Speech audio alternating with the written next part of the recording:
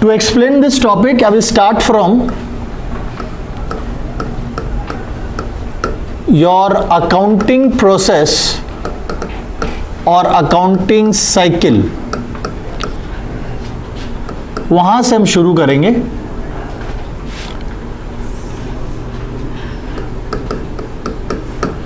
सो हम लोग जब अकाउंटिंग सीखे थे, जब ट्रांजैक्शन बिजनेस में हो रहे थे, तो सबसे पहला बार जब वो ट्रांजैक्शन रिकॉर्ड हो रहा था, सबसे पहला काम था रिकॉर्ड करना, और वो था जर्नल में रिकॉर्ड कर रहे थे, जिसको हम लोग बुक्स ऑफ ओरिजिनल एंट्री भी बोलते थे. वहां से हम लोग अपने सारे ट्रांजैक्शंस को क्लासिफाई करते थे, ग्रुपिंग करते थे, जिसे हम लोग लेजर के नाम से जानते थे. और जितने भी लेजर बनाया गया उसको हम लोग समराइज करते थे, जिसे हम लोग ट्रायल बैलेंस के नाम से जानते थे. और आज ट्रायल बैलेंस के बाद हम लोग बनाएंगे फाइनल अकाउंट्स. सो ये बेसिकली एक अकाउंटिंग साइकिल है, और हम लोग आज अकाउंटिंग साइकिल का चौथा इस स्टेज में आ चुके हैं. So this is the last stage. The name final itself अपने आप में बताता है कि एक साइकिल का, एक प्रोसेस का, एक सिस्टम का एक वो लास्ट पड़ाव है, लास्ट स्टेज है. Now, before I get into this topic, I'll try to relate this cycle with something which you are very familiar, जो तुम्हारे जीवन में हमेशा हुआ है, और वो है तुम्हारा स्कूल का academic cycle. If you remember, her class में जब तुम जाते, बचपन से लेकर अभी तक, हर क्लास में जब तुम्हारा एकेडमिक ईयर स्टार्ट होता था, तो तुम्हारा एक एकेडमिक इवैल्यूएशन होता था. तुम्हारा जस्ट हम एग्जाम्पल के तौर पे बात कर रहे हैं. एक यूनिट 1 हुआ, फिर हाफ ईयरली होता था, हाँ, सितंबर के आसपास में हाफ ईयरली एग्जाम हुआ. हाफ ईयरली के बाद फिर यूनिट 2 हुआ, ठीक है, और उसके बाद फिर क्या होता था, फाइनल टर्म.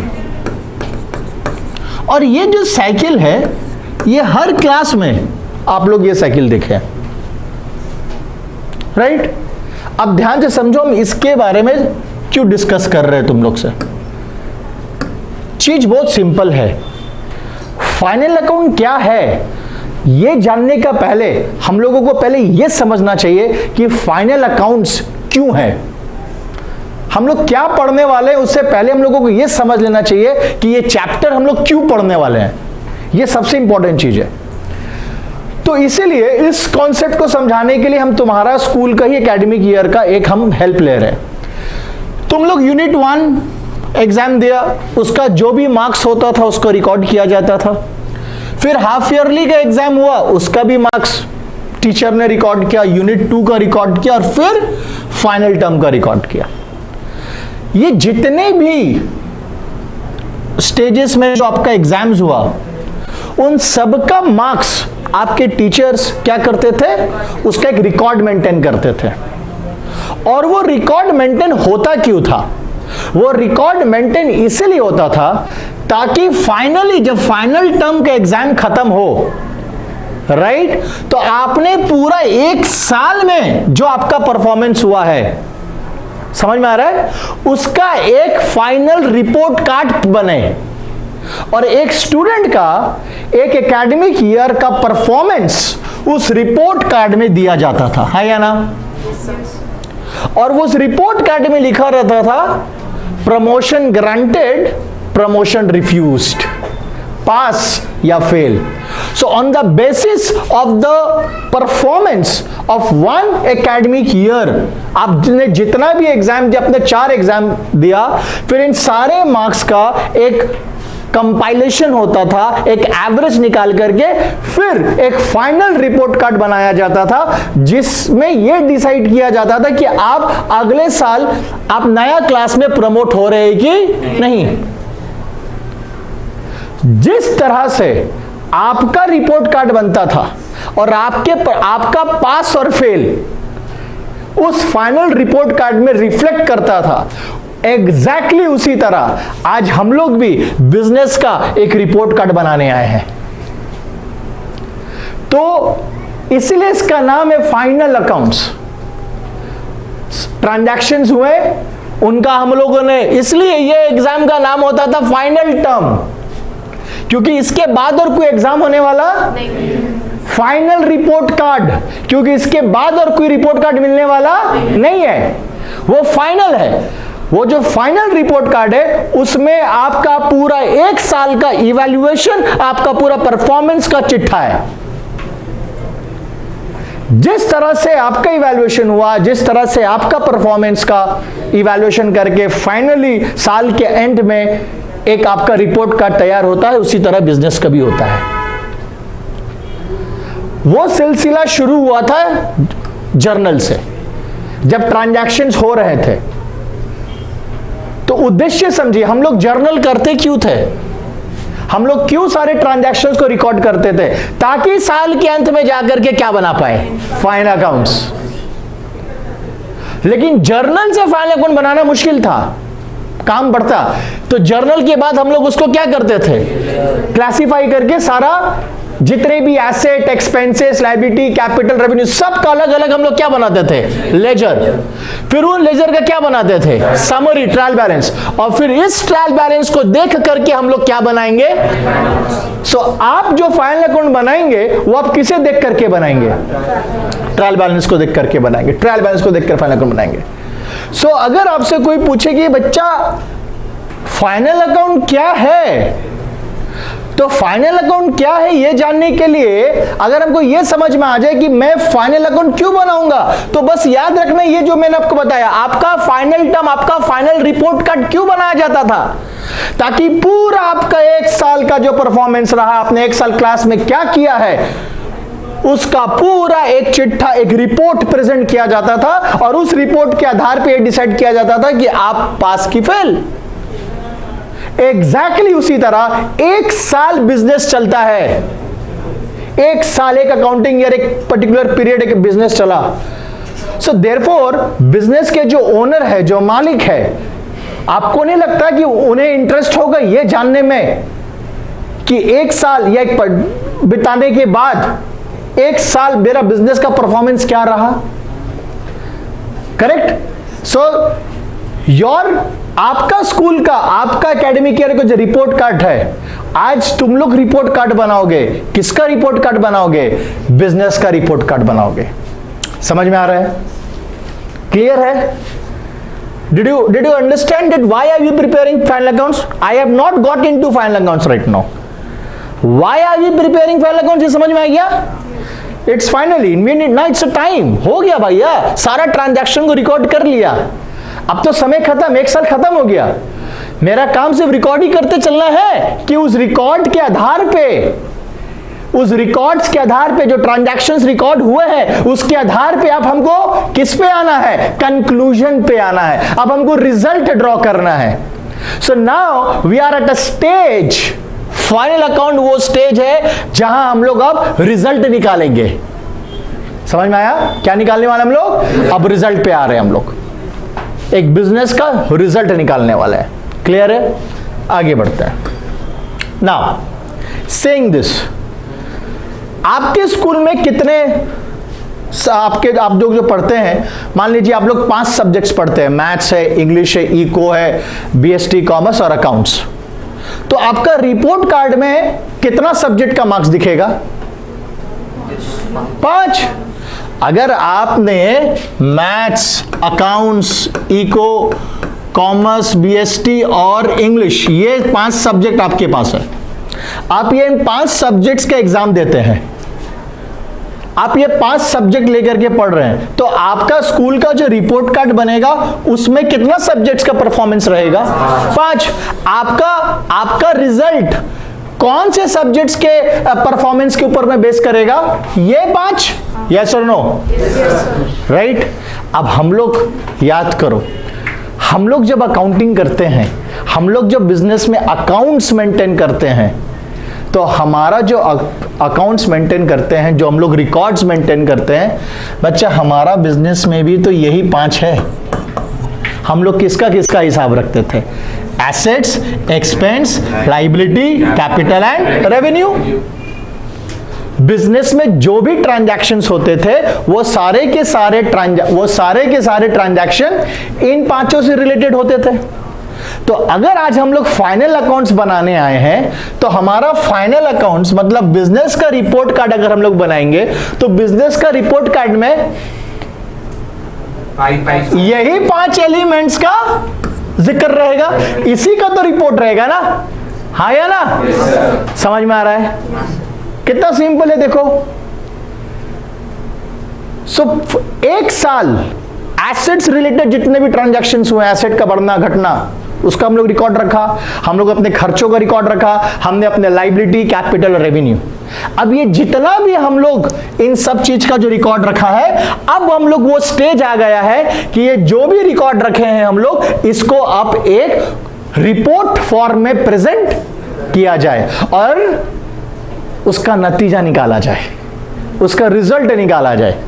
अगर एसेट बढ़ा है घटा है तो इसका इंपैक्ट क्या हुआ है, अगर लायबिलिटी में इंक्रीज और डिक्रीज हुआ है तो उसका अल्टीमेट असर क्या हुआ, एक्सपेंस मेरा बढ़ा है, रेवेन्यू बढ़ा है, घटा है, तो उसका अल्टीमेट असर क्या हुआ है।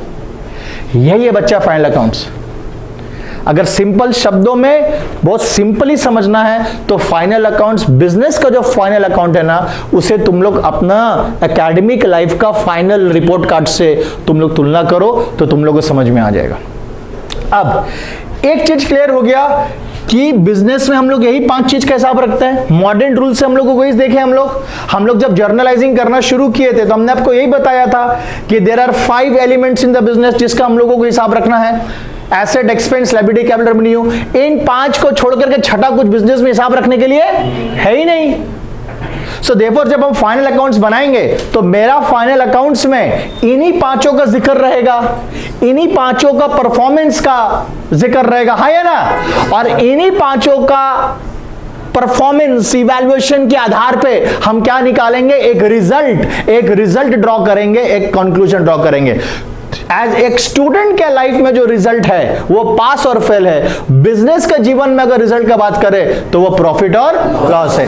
सो बेसिकली अल्टीमेटली हम जिस रिजल्ट का बात कर रहे हैं, हम जिस कंक्लूजन का बात कर रहे हैं, वो कंक्लूजन, वो रिजल्ट और कुछ नहीं बल्कि that is in the terms of profit और लॉस।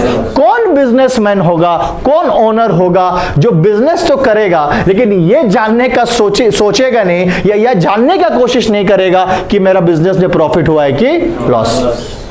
टेल मी, कोई होगा? कोई नहीं होगा ऐसा। Every businessman will want to know कि उसका बिजनेस कैसे परफॉर्म किया है, उसका बिजनेस में क्या हुआ है, प्रॉफिट हुआ है कि लॉस हुआ है। तो आज हम लोग वही करेंगे। करना क्या है फाइनल अकाउंट्स में? बहुत ही सिंपल। हमारे पास 5 पिलर है। इफ यू रिमेंबर, एसेट्स, अगर इसी को हम लोग अकाउंटिंग इक्वेशन में दे, A + E = L + C + R, यही था बेसिकली। आज हम लोग इसी इक्वेशन को प्रूव करने वाले हैं और कुछ नहीं, इसी इक्वेशन से रिलेटेड होगा। और अगर ये कंफ्यूजन होता है अकाउंटिंग इक्वेशन से, तुमको दिक्कत होगा तो सिंपली उसको भूल जाओ। इतना पकड़ो, मेरे पास क्या क्या है, एसेट्स है, एक्सपेंसेस है, रेवेन्यू है, एसेट्स है, लायबिलिटी है और कैपिटल। ठीक, अब करना क्या है, एक्सपेंसेस और रेवेन्यू, क्योंकि हमको क्या निकालना, बिजनेस का प्रॉफिट और लॉस। तो बिजनेस का प्रॉफिट और लॉस कैसे निकलेगा, एक्सपेंसेस माइनस एक्सपेंसेस और रेवेन्यू, मतलब रेवेन्यू माइनस एक्सपेंसेस। आपका आमदनी इनकम माइनस आपका खर्चा एक्सपेंस, यही ना। आपका प्रॉफिट और लॉस निकालने में इसका कोई काम नहीं है। प्रॉफिट और लॉस निकालने में आपका काम किसका है, रेवेन्यू और एक्सपेंसेस। समझ में आ रहा है? सो देयरफॉर हम लोग ये बोल सकते हैं कि जो हमारा बिजनेस में हम लोग जो फाइनल अकाउंट बनाते हैं, वो फाइनल अकाउंट में 2 स्टेटमेंट आपको बनाना पड़ेगा। 2 अकाउंट या 2 स्टेटमेंट। एक स्टेटमेंट जिसे हम लोग कहेंगे रेवेन्यू स्टेटमेंट और रेवेन्यू अकाउंट, राइट, जिसमें सिर्फ और सिर्फ क्या दिखेगा बिजनेस का, रेवेन्यू एंड एक्सपेंसेस। और दूसरा जो हम बनाएंगे वो बनाएंगे बिजनेस का फाइनेंशियल पोजीशन दिखाने वाला स्टेटमेंट, फाइनेंशियल पोजीशन स्टेटमेंट। और इस फाइनेंशियल पोजीशन स्टेटमेंट में क्या दिखेगा, ये तीन एलिमेंट ए, एल और सी। क्लियर हुआ? क्लियर हुआ? अच्छा से समझ में आ रहा है कि नहीं आ रहा है? तो मेरा फाइनल अकाउंट्स का दो पार्ट हुआ, यानी कि हम जो बिजनेस का रिपोर्ट कार्ड बनाएंगे, मेरा रिपोर्ट कार्ड का दो हिस्सा होगा। एक हिस्सा जो बिजनेस का एक्सपेंसेस और रेवेन्यू ये बताएगा, मतलब ये हिस्सा का पर्पस होगा टू कैलकुलेट प्रॉफिट और लॉस, सिंपल। और ये जो स्टेटमेंट एक और बनेगा जिसमें हम लोग एसेट लायबिलिटी कैपिटल के बारे में बताएंगे, ये to show the financial position of business. Clear? समझ में आ रहा है? सो मेरा फाइनल अकाउंट्स जो हम लोग बिजनेस का फाइनल अकाउंट्स बनाएंगे, that will comprise of two statements. एक स्टेटमेंट में प्रॉफिट और लॉस निकालेंगे, एक्सपेंसेस और रेवेन्यू, आमदनी खर्चा अलग, और एसेट लायबिलिटी कैपिटल अलग। अब देखो, इसको ऐसे भी समझ सकता था। एसेट्स, अगर तुमको याद होगा, assets are equal to liability plus capital plus revenue minus, ये याद है अकाउंटिंग इक्वेशन? अब देखो क्या दिख रहा है, रेवेन्यू माइनस, तो ये अलग हो गया कि नहीं हो गया? इसको अलग दिखाएंगे, और ये वाला जो पार्ट है ये कहां चला जाएगा, अलग चला जाएगा। अब ये दोनों आपस में फिर जुड़ेगा कैसे? अरे भैया सिंपल सी चीज, कितना अकाउंट्स का ब्यूटी है यही कि कितना प्रैक्टिकली समझो। देखो, हम लोग कैपिटल के साथ रेवेन्यू को क्या करते थे, ऐड, और एक्सपेंस को क्या करते थे। इसका मतलब हम ऐसा करें, कैपिटल के साथ रेवेन्यू को ऐड और एक्सपेंस को माइनस नहीं करके, रेवेन्यू और एक्सपेंस का बीच का जो भी आंसर निकलेगा माइनस करके, वो आंसर को डायरेक्टली क्या कर देंगे, कैपिटल के साथ। समझ में आ रहा है? अगर कैपिटल 100 रुपया है, रेवेन्यू 10 है, और ये है एक्सपेंस 8, तो देखो 100 प्लस 10 माइनस 2 कितना हुआ, 108। और अब हम बोल रहे हैं 10 माइनस 2 कितना हुआ, 8, और 100 में क्या कर दो, ऐड, क्या हो गया, 108। आंसर वही आ रहा है। समझ में आ रहा है? सो इसलिए मैंने कहा कि जो मेरा फाइनेंशियल पोजीशन स्टेटमेंट है, A equal to L plus C दिखेगा, उसमें दिखेगा assets are equal to liability plus capital, और कैपिटल के साथ हम लोग रेवेन्यू और एक्सपेंसेस का जो डिफरेंस होगा, मतलब जो प्रॉफिट या लॉस, उसको हम लोग क्या करेंगे, उसके साथ एडजस्ट करेंगे। So that is again one of the logic. ये एक लॉजिक है, ये कॉन्सेप्ट है कि क्यों फाइनल अकाउंट्स में दो अलग अलग स्टेटमेंट बनाने पड़ते हैं, एक अलग से रेवेन्यू स्टेटमेंट और एक फाइनेंशियल पोजीशन स्टेटमेंट। समझ में आया? क्लियर है? तो जल्दी से फिर से हम लोग आए आगे, फाइनेंशियल स्टेटमेंट्स बोल लो, या हम लोग इसको फाइनल अकाउंट्स बोल लेते हैं।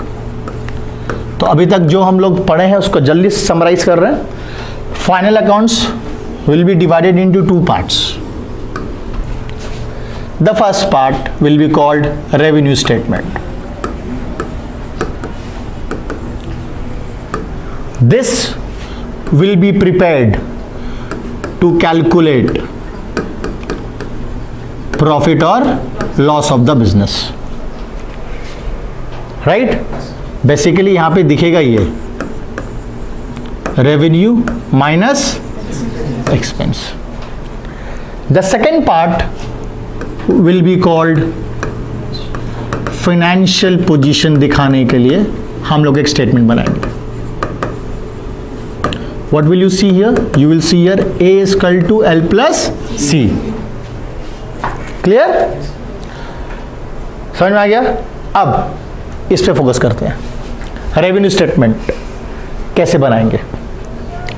अब ये जो रेवेन्यू स्टेटमेंट है, ये रेवेन्यू स्टेटमेंट फर्दर दो पार्ट में डिवाइड हो जाता है। ये revenue statement it is divided into two parts, जिसे हम लोग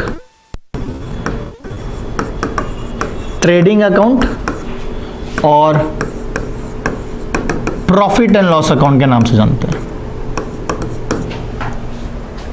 अब आप थोड़ा सा कंफ्यूज हो रहे या ऐसा लग रहा है कि ये क्या हो रहा है, पहले तो आप दो पार्ट में डिवाइड किए, फिर आप इसको फर्दर दो पार्ट में डिवाइड कर रहे हैं। बहुत सिंपल सा लॉजिक है, कुछ मतलब कितना प्रैक्टिकल इसमें वो उतना ज़्यादा तुमको दिमाग लगाने का जरूरत नहीं पड़ेगा। हम बहुत सिंपल एक एग्जांपल दे करके बता रहे हैं कि रेवेन्यू स्टेटमेंट को हमने दो पार्ट में क्यों डिवाइड किया।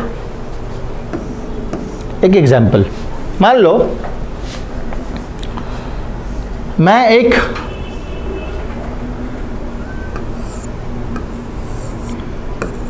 मोबाइल फोन खरीदा, मोबाइल हैंडसेट, मैंने इसको 10,000 रुपये में खरीदा। ये मेरा कॉस्ट प्राइस, ठीक है। और इसको मैंने 12,000 रुपये में बेच दिया। ये है सेलिंग प्राइस, ठीक। अब हम तुमको बोले इसको देख करके बताओ मेरा बिजनेस का प्रॉफिट और लॉस कितना है। 2000। Very simple, SP minus which is equal to how much, okay. अब इसमें थोड़ा सा एक चीज और ऐड करते हैं, थोड़ा सा वेरिएशन लाएंगे, ठीक है। मैंने एक मोबाइल फोन खरीदा 10,000 CP, 500 रुपया मैंने खर्चा किया कैरेज इनवर्ड, अपने तक मोबाइल फोन को अपने दुकान तक लाने के लिए खरीदा, और फिर मोबाइल दुकान तक तो लेकर आएंगे, और इसको मैंने सेल कर दिया 12,000 में। अब हम तुमसे पूछेंगे मेरा प्रॉफिट कितना है, ठीक। कैसे? क्योंकि अब तुम्हारा मोबाइल का कॉस्ट तुम्हारे लिए कितना हो गया, 10,500। 10,000 में खरीदे, 500 रुपया लगा अपने तक उसको लाने के लिए। Selling price 12 minus 10,500। आप बोलोगे सर प्रॉफिट है 1,500। कोई प्रॉब्लम? समझ में आया? यही चीज यहां पर भी करना। अब इसी के साथ हम एक इंफॉर्मेशन जोड़ते हैं तुमको, और वो इंफॉर्मेशन ये है कि शॉप रेंट 100 रुपया, शॉप का इलेक्ट्रिसिटी बिल 200 रुपया, और अपना एडवर्टाइजमेंट में हमने खर्चा किया और 200 रुपया। So now if you ask you, बताओ मेरा प्रॉफिट कितना है, तो तुम बोलोगे सर ये 1,500 रुपया में से आप और 100, 200 और 200, इस 1,500 रुपये में से दुकान का भाड़ा हटा दीजिए, इस 1,500 रुपये में से इलेक्ट्रिसिटी बिल हटा दीजिए, इस 1,500 रुपये में से एडवर्टाइजमेंट का खर्चा हटा दीजिए।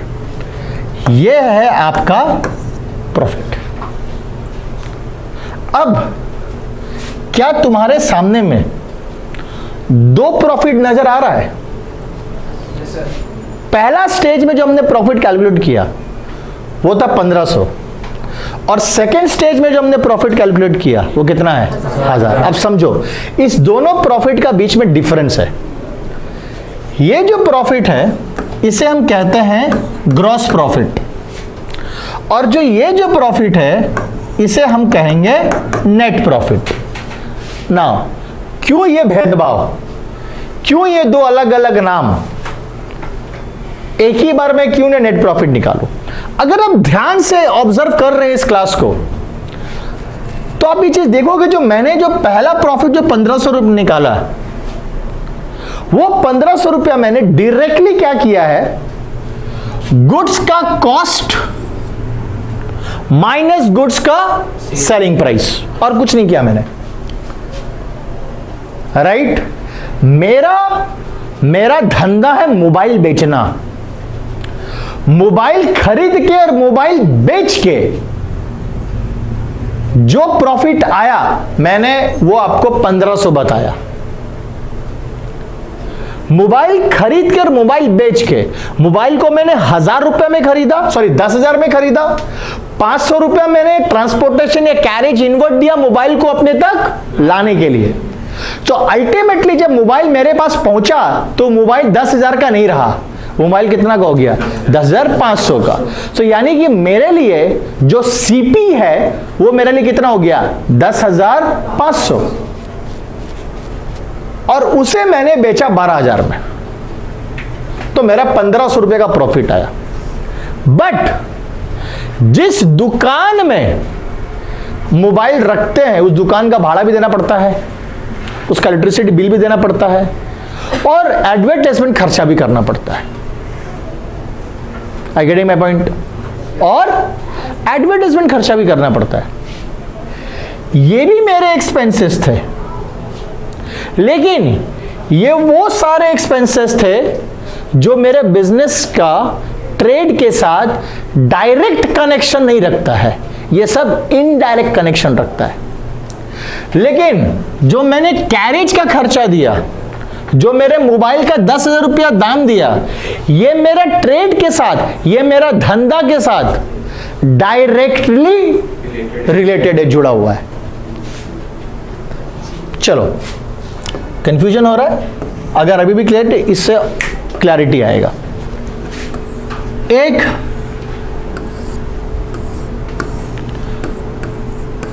बिरयानी हाउस है,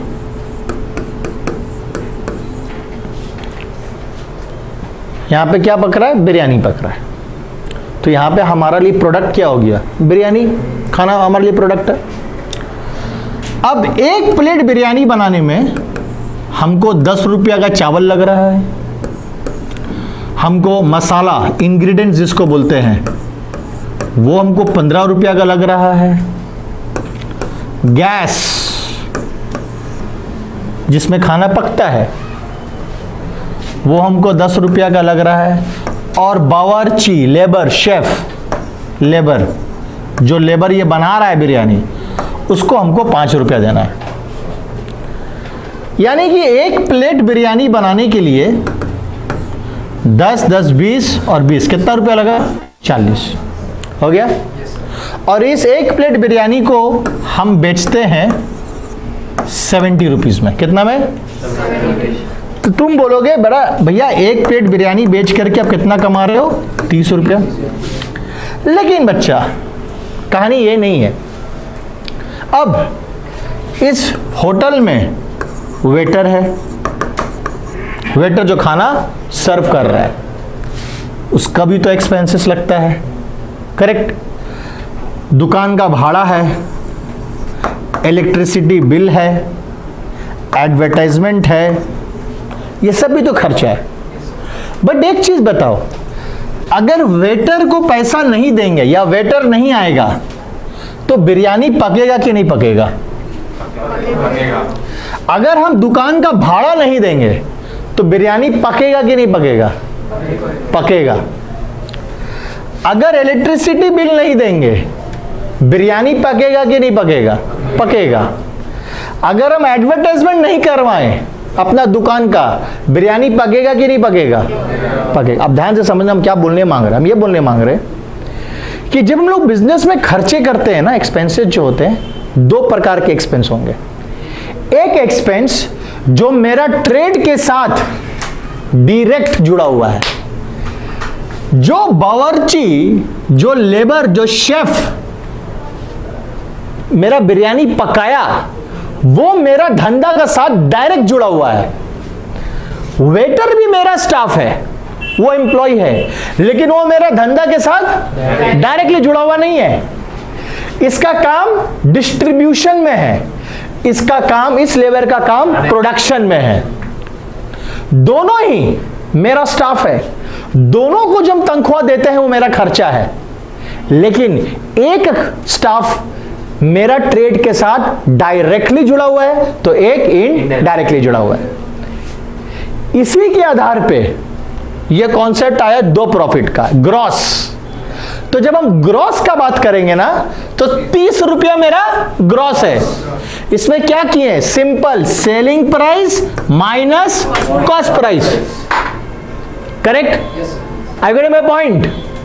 but when I am talking about waiter, waiter का 2 रुपया, रेंट 3 रुपया, इलेक्ट्रिसिटी 2 रुपया, एडवर्टाइजमेंट 1 रुपया। सो 2, 3, 5, 2, 7 और 1, 8 हो गया। अब ये 30 रुपीज से जब 8 रुपया माइनस होगा तो मेरा 22 रुपीज क्या बच रहा है, ये हम घर लेके जाएंगे, ये हम घर लेकर के जाएंगे। ये मेरे लिए क्या बन जाता है? Net profit. So there are two types of expenses, direct and indirect. अब तुमको समझ में आया कि since expenses दो टाइप का है, that is why मेरा रेवेन्यू स्टेटमेंट को भी हमको कितना में डिवाइड करना पड़ा? अलग दो। पहला वाला का नाम क्या है? ट्रेडिंग। मतलब ट्रेडिंग अकाउंट में वही रेवेन्यू और वही एक्सपेंसेस आएगा जो मेरा ट्रेड के साथ डायरेक्ट रिलेशन है। क्लियर? अब फॉर एग्जांपल, मेरे लिए इस क्लासरूम में खड़ा होकर के पढ़ाने के लिए जो मेरा ट्रेड है पढ़ाना, तो हमको यहां पे खड़ा होकर के पढ़ाने के लिए हमको इस रूम का भाड़ा देना पड़ेगा। इस रूम का भाड़ा, इस रूम में हम पढ़ाते हैं। अगर हम इस रूम का भाड़ा नहीं देंगे तो पढ़ा नहीं पाएंगे। तो इस रूम का भाड़ा मेरा ट्रेड के साथ डायरेक्ट जुड़ा। तो जब हम अपना कॉस्ट कैलकुलेट करेंगे कि यहां पे एक बच्चा को पढ़ाने का पीछे मेरा कितना खर्चा होता है, तो हम रूम का रेंट जोड़ेंगे। लेकिन जो ऑफिस का रेंट है, बगल में ऑफिस है, ऑफिस में हम पढ़ाते नहीं है, लेकिन ऑफिस का भाड़ा भी तो मेरे लिए क्या है? खर्चा है। लेकिन वो मेरा ट्रेड के साथ डायरेक्टली जुड़ा हुआ नहीं है। ऑफिस सपोर्ट कर रहा है, वहां पे नोट्स टाइप हो रहा है, क्वेश्चन पेपर टाइप हो रहा है, वहां से फीस का रिकॉर्ड्स मेंटेन हो रहा है। वो ऑफिस भी मेरे ट्रेड के साथ जुड़ा है, लेकिन इनडायरेक्टली। उसका ना होने से मेरा यहां खड़ा होके पढ़ाने में कोई बाधा नहीं आने वाला है। I get my point? Did you get it? कहानी क्या है? And that is why there is a concept of two different revenue statement. One is trading account and the other is profit and loss account. Trading account मेरे को क्या देगा? Gross profit.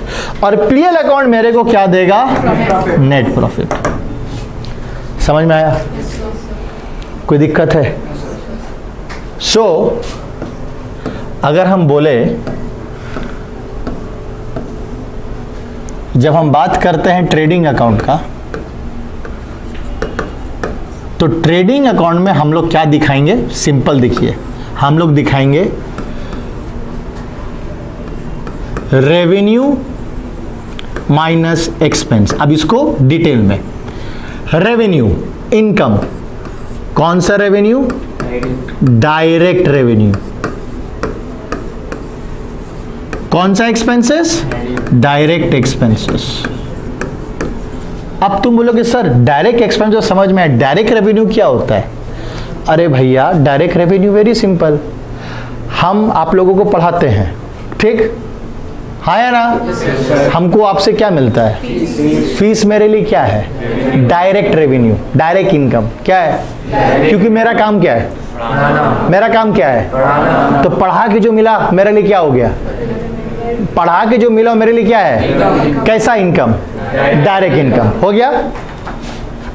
अब इस पैसा को हम जाकर के बैंक में जमा कर देते हैं। क्या करते हैं? बैंक में जमा कर देते हैं। बैंक हमको क्या देता है? इंटरेस्ट। इंटरेस्ट आ रहा है मेरे पास। इंटरेस्ट मेरे लिए क्या है? इंटरेस्ट मेरे लिए क्या है? इनकम। लेकिन वो किस तरह का इनकम है? क्या बैंक हमको इसलिए इंटरेस्ट देता है कि हम अच्छा पढ़ाते हैं? क्या बैंक हमको इसलिए इंटरेस्ट देता है कि हम पढ़ा के जो पैसा आया वो जमा किए हैं? No sir. अगर हम चोरी करके भी लाके बैंक में पैसा जमा करेंगे, बैंक तब भी इंटरेस्ट देगा। बैंक उससे कोई मतलब नहीं होता है, बैंक को उससे कोई मतलब नहीं होता है कि मैं पैसा कहां से ला करके रखा। तो अगर कोई यहां पे व्यक्ति ये सोच रहा है कि सर आपको जो इंटरेस्ट मिल रहा है, आपको तो उस पैसा पे इंटरेस्ट मिल रहा है जो आप पढ़ा करके जमा किए हैं, तो हम आपको क्लियर कर दे भाई कि बैंक को इससे कोई मतलब नहीं होता है कि मैं पैसा कहां से लेकर के आया हूं। क्लियर में? बैंक को उससे कोई मतलब नहीं होता कि पैसा मैं, बैंक हमको इंटरेस्ट किस बात का देता है? वहां पे पैसा जमा करने के लिए। वो पैसा कहां से? अगर मेरे पापा हमको 1 लाख रुपया दिए और हम जाके बैंक में जमा किए तो बैंक हमको इंटरेस्ट देगा? देगा? बैंक बोलेगा नहीं, तो पैसा तुमको पापा दिया था तुम्हारा, तो हम इंटरेस्ट नहीं देंगे तुमको। होगा ऐसा? नहीं। So understand the logic. जिस तरह से हमारे एक्सपेंसेस, हमारे खर्चे डायरेक्ट और इनडायरेक्ट है, उसी तरह से हमारे आमदनी भी डायरेक्ट और इनडायरेक्ट है। अब जो मैं यहां से फीस कमाता हूं, उस फीस से मैंने एक कंपनी का शेयर्स खरीद लिया, इन्वेस्टमेंट कर दिया स्टॉक मार्केट में। उस जिस कंपनी का शेयर्स खरीदा उससे हमको मिला डिविडेंड, अगेन मेरा इनकम। अब बताओ क्या वो मेरा डायरेक्ट इनकम होगा? है तो मेरा इनकम, लेकिन क्या उसका मेरा ट्रेड से कोई लेना देना है? क्या उसका मेरा कोचिंग सर्विसेज से, ट्यूशन सर्विसेज से लेना देना है? नहीं है। सो वो कैसा इनकम हो गया मेरे लिए? इनडायरेक्ट। सो डायरेक्ट इनकम एक ही है, सेल्स। एक ट्रेडर के लिए डायरेक्ट इनकम क्या है? सेल्स। खरीद के माल बेचना, वही तो उसके लिए क्या है? Direct income. सेल्स छोड़ करके जो भी इनकम आता है वो क्या बन जाता है? Indirect income. Discount received, creditor से हमको डिस्काउंट मिला, मेरे लिए इनडायरेक्ट इनकम है। समझ में आ रहा है कि नहीं आ रहा है? क्लियर है? हमको कहीं से कमीशन मिला, इनडायरेक्ट इनकम है। अब मान लो ये एक एकेडमी है, ये प्रेमाइसेस है। ध्यान से समझिए, 4 रूम है यहाँ पे। इस रूम में मैं पढ़ाता हूं और इस रूम को मैंने रेंट में दे दिया। बताओ मेरा ट्रेड क्या है? रेंट में देना कि पढ़ाना? तो फीस मेरे लिए क्या बन जाएगा? Direct income. और रेंट मेरे लिए क्या बन जाएगा? इनडायरेक्ट। रेंट में देना मेरा काम। अगर हम रियल एस्टेट डेवलपर होते हैं, अगर मेरा काम ही होता घर बना के रेंट में देना, भाड़ा में देना, बेचना, तब मेरे लिए वो क्या बन जाता? Direct income. समझ में आया? क्लियर है? हाँ, इसीलिए इसी के आधार पे ट्रेडिंग अकाउंट में दिखता है direct income minus your direct expense. और सिंपल अगर मैथमेटिकली तुम लोग समझोगे ना, सेल्स जिसको हम लोग बोलते हैं selling price minus cost of goods, जिसे हम लोग क्या कहते हैं? CP, cost price. जो गुड्स बिका उसका कॉस्ट प्राइस माइनस कर दो जितना में आपने बेचा, क्या निकल जाएगा आपका? क्या मिल जाएगा आपका? कौन सा प्रॉफिट? ग्रॉस। कौन सा प्रॉफिट मिला? अब आगे क्या है? और भी इनडायरेक्ट सेल्स के अलावा भी इनकम होगा, करेक्ट? और डायरेक्ट एक्सपेंसेस के अलावा भी कुछ। अब उनको कंसिडरेशन लेने के बाद जो निकलेगा वो मेरा नेट हो गया, फाइनल। क्लियर है? इसीलिए आपको 2 अकाउंट बनाना है, एक ट्रेडिंग अकाउंट। ट्रेडिंग अकाउंट में हम लोग क्या दिखाते हैं? ट्रेडिंग अकाउंट में दिखाया जाता है simple sales minus cost of goods sold. हो गया? सो ट्रेडिंग अकाउंट में आप ये देखते हैं, और sales minus cost of goods sold क्या निकलता है? निकलता है ग्रॉस प्रॉफिट। हो गया? प्रॉफिट एंड लॉस अकाउंट में अगर हम लोग आए, जो मेरा दूसरा अकाउंट है, इस प्रॉफिट लॉस अकाउंट में लोग क्या करते हैं? जो ग्रॉस प्रॉफिट यहां निकला उसी ग्रॉस प्रॉफिट को हम लोग यहां पे ले लेंगे और इसके साथ माइनस कर देंगे जितना भी इनडायरेक्ट एक्सपेंसेस है और ऐड कर देंगे अगर हमारे पास कुछ इनडायरेक्ट इनकम है। क्या मिल जाएगा मेरे को? नेट। समझ में आया? क्लियर है? इसको भूल मत जाना ना, क्योंकि ग्रॉस में ही छुपा हुआ है नेट, ग्रॉस से ही निकलेगा नेट। हमने आपको जो एडवर्टाइजमेंट का खर्चा माइनस किया मोबाइल वाला में, किससे माइनस किया था? ग्रॉस से माइनस करके दिखाया था आपको। क्लियर है ना? तो पहले हम लोग ग्रॉस प्रॉफिट निकालो और उस ग्रॉस प्रॉफिट के साथ इनडायरेक्ट एक्सपेंसेस हटा दो और अगर कुछ इनडायरेक्ट इनकम है तो उसको क्या कर दो? ऐड। ये करने के बाद आपको क्या मिल जाएगा? Net profit. क्लियर? कोई प्रॉब्लम है? बढ़िया समझ में आ गया? हाँ, अब इसी चीज को हम लोग क्या करेंगे? फॉर्मेट में पेश करेंगे। अभी हम तुम लोगों को मैथमेटिकली दिखा रहे थे। अब the same thing will be placed where? In format.